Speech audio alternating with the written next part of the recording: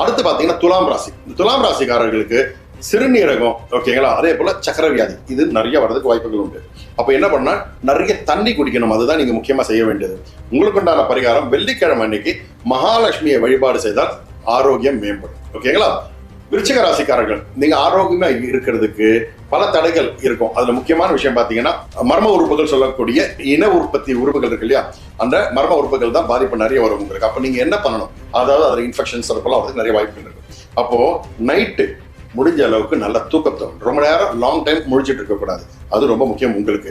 செவ்வாய்க்கிழமை அன்னைக்கு அனுமார் கோவிலுக்கு போய் அனுமாரை வழிபாடு செய்தால் உங்களுக்கு ஆரோக்கியம் மேம்படும்.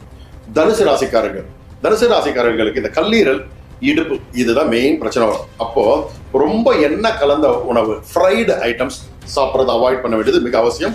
உங்களுக்கு உண்டான பரிகாரம் பார்த்தா வியாழக்கிழமை அன்னைக்கு மஞ்சள் இருக்கு இல்லையா, அந்த குண்டு மஞ்சள் சொல்லணும், குண்டு மஞ்சளை தானம் அளித்தால் உங்களுக்கு ஆரோக்கியம் மேம்படும். அடுத்து மகர ராசிக்காரங்களை பொறுத்த வரைக்கும் இந்த எலும்பு சம்பந்தப்பட்ட பிரச்சனை, இந்த மூட்டு சம்பந்தப்பட்ட பிரச்சனைகள் நிறைய வரும்.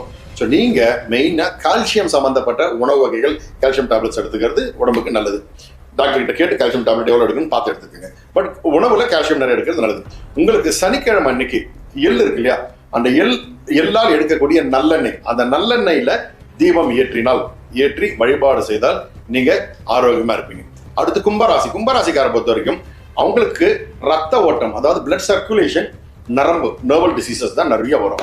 அப்போ நீங்க என்ன பண்ணணும்னா நிறைய யோகா பண்ணணும், வாக்கிங் நிறைய நடக்கணும். நடக்கிறதும் யோகாவும் உங்களுக்கு ஒரு மிகப்பெரிய ஒரு வழியா இருக்கும். சனிக்கிழமை அன்னைக்கு முடிஞ்ச அளவுக்கு அன்னதானம் செய்யணும், அதாவது உணவு இல்லாதவர்களுக்கு, நீங்க உணவுக்காக கஷ்டப்படுறவங்களுக்கு, பசிக்கிறவங்களுக்கு உணவு தானம் செய்தால் ஆரோக்கியமா இருப்பீங்க. அடுத்து மீனராசிக்காரர்களுக்கு மெயின் பிரச்சனை நல்ல தூக்கம் இருக்காதுங்க. தூங்குவாங்க ஆனா நல்ல தூக்கம் இருக்காது, மனக்குழப்பம் எப்பவுமே இருந்துகிட்டு இருக்கும். அப்போ நீங்க என்ன செய்யணும்னா நல்லா தூங்கணும், அதுதான் உங்களுக்கு முக்கியமா தேவை. உங்களுக்கு உண்டான பரிகாரம்னா வியாழக்கிழமை அன்னைக்கு மகாவிஷ்ணு வழிபாடு, வியாழக்கிழமை அன்றைக்கு மகாவிஷ்ணு வழிபாடு செய்தால் நீங்க ஆரோக்கியமாகவும் சந்தோஷமாகவும் இருப்பீங்க. ஓகேங்களா. இதுதான் இந்த 12 ராசிக்காரர்களுக்கு உண்டான வழிமுறைகள் எல்லாமே சொல்லியிருக்கேன். ஃபாலோ பண்ணுங்க, அதை செஞ்சு பார்த்துட்டு உங்களுடைய ரிசல்ட் என்னன்றது எனக்கு சொல்றீங்க. நல்லது நடக்கும், நல்லது மாத்திரமே நடக்கும். சாயா.